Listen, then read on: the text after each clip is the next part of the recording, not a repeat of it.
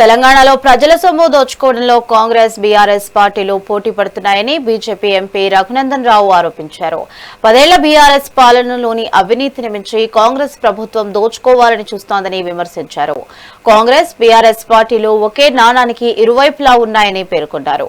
ఇదే నేపథ్యంలో unity mall పేరుతో జరిగిన ఒప్పందం వెనుక పెద్ద ఎత్తున అక్రమాలు జరిగాయని అన్నారు. దీనిపై ప్రభుత్వం సమగ్ర విచారణ జరిపించాలని ఎంపీ డిమాండ్ చేశారు. 257 కోట్లకు ఎకరం పోయిన కాంపౌండ్ వాల్, ఈ కాంపౌండ్ వాల్ ఒకటే కాంపౌండ్ వాల్ లోపల ఉంటాయి. ఎకరా 257 కోట్లకు మొన్న అమ్ముడు పోయింది. ఆ కాంపౌండ్ వాల్ ఈ సత్వ వాళ్ళకి ఇచ్చినటువంటి ఈ మూన్ లైక్ అనేటువంటి ఇన్వెస్ట్మెంట్ కంపెనీకి ఇచ్చిన 10 ఎకరాలు ఒకటే గోడతోటి సెపరేట్ అయి ఉంటాయి. ఈడ కుంభకోణం జరగలేదు.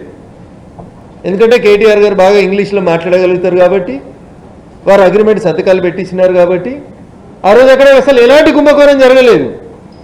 ఎకరాకి 1,50,000 స్క్వేర్ ఫీట్ ఇస్తే పెద్ద కుంభకోణం. భారత ప్రభుత్వం ఇన్వాల్వ్ కావాలి, బరాబర్ ఇన్వాల్వ్ కావాలి. కేటీఆర్ గారు 1,50,000 ఎస్ఎఫ్టీ ఇస్తున్న కంపెనీ మీద కూడా ఇన్వెస్టిగేషన్ జరగాలి. కానీ ఎకరాకి 46,000 ఎస్ఎఫ్టీ ఇచ్చిన కంపెనీ మీద మాత్రం విచారణ వద్దు. అందుకని నేనేమంటున్నా అంటే, నా కేటీ రామారావు చుట్టం కాదు, రేవంత్ రెడ్డి ఏం బంధువు కాదు, దొందే అంటున్నా.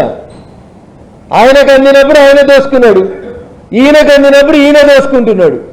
మీరు ఒక సింపుల్ లాజిక్ అర్థం చేసుకోవాలి. తెలంగాణ సమాజం ఎకరా ఖరీదు ఇలా 257 కోట్లకు పోతుంది.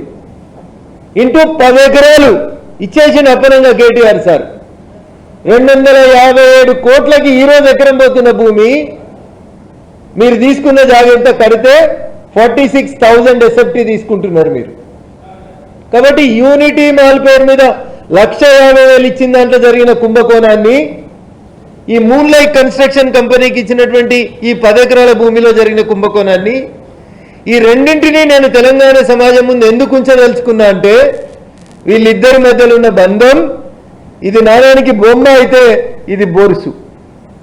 రోజు చూడండి మీరు, రేవంత్ రెడ్డి తిట్టిన దానికంటే ఇంకో 2 ఆకులు ఎక్కువ తిట్టాలని కేటీఆర్ గారు ప్రయత్నం చేస్తున్నారు. కర్రాసేస్తే